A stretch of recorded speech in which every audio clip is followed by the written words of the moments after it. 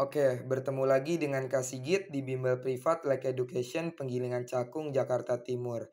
Nah, hari ini Kak Sigit mau ngajarin tentang materi tema 3 mata pelajaran IPA kelas 6 SD untuk persiapan PTS, penilaian tengah semester. Karena bulan ini insya Allah beberapa sekolah di Jakarta itu udah mulai PTS.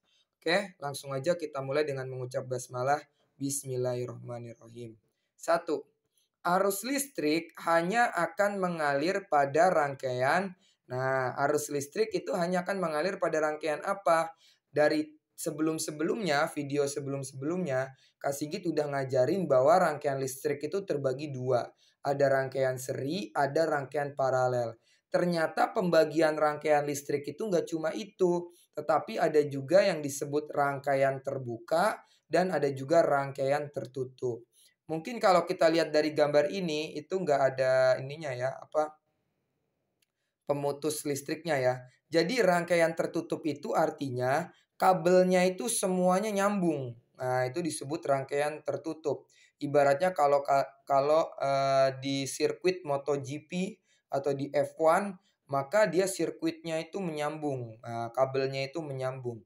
Nah, itu disebut rangkaian tertutup. Jadi jawabannya itu adalah rangkaian tertutup. Sedangkan kalau rangkaian terbuka, maka ada bagian kabel yang terbuka sehingga listriknya tidak bisa mengalir ke lampu. Jadi lampunya nggak bisa nyala. Terus nomor 2, tokoh yang menemukan listrik yaitu, nah namanya adalah Michael Faraday. Nah jawabannya adalah Michael Faraday. Kalian bisa searching di internet mukanya Michael Faraday itu kayak gimana sih. Nah beliau adalah orang yang menemukan listrik. Terus nomor 3, pada rangkaian paralel baterai yang digunakan akan lebih apa? Yaitu lebih awet atau bertahan lebih lama. Kenapa bertahan lebih lama? Karena listriknya itu terbagi-bagi. Nah, jadi tidak gampang boros.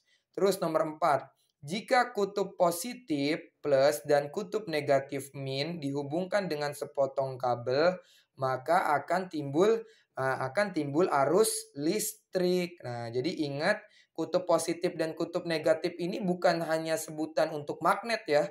Mungkin kalian udah pernah belajar benda magnet ya. Nah, itu ada kutub positif, ada kutub negatif. Tapi kalian perlu tahu bahwa listrik itu juga ada bagian kutub positif, ada kutub negatif. Nah, ini contohnya. Nah, listrik itu, nih kasih kita ajarin lebih detail ya. Listrik itu keluar dari kutub positif. Nah, jadi keluarnya dari arah sini ke kanan, turun ke bawah, ke kiri, kemudian balik lagi ke kutub negatif. Jadi, kalau kutub positif terhubung dengan kutub negatif dalam kabel, maka akan timbul arus listrik. 5. Korsleting listrik kadang terjadi. Untuk mencegah hal tersebut, pada rangkaian listrik diberi tambahan alat berupa sekring. Nah, ya. Jadi jawabannya adalah sekring. Terus nomor 6. Bentuk rangkaian listrik seperti pada gambar di samping adalah rangkaian apa? Nah, karena ini lampunya dipasang berderet, tidak bersusun, tidak sejajar, maka jawabannya adalah rangkaian seri. Nah, arus listrik nomor 7 nih.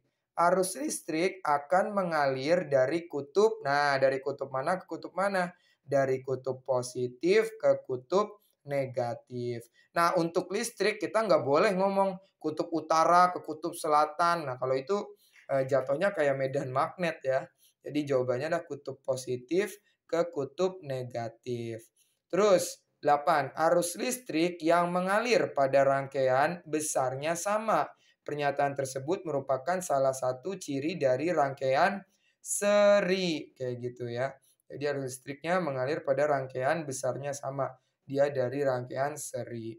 9. Alat yang digunakan untuk memutuskan dan menghubungkan arus listrik disebut apa? Saklar. Nah, saklar gitu tulisannya. Ya, jadi alatnya disebut saklar. Terus 10. Jika salah satu lampu dimatikan, maka lampu yang lain ikut mati. Jadi kalau lampu yang ini dimatikan, dua lampu ini ikut mati. Hal ini berarti rangkaian yang digunakan adalah rangkaian seri. Gitu ya. Oke. Sampai sini dulu kita akhiri dengan hamdalah. Alhamdulillahirobbil alamin.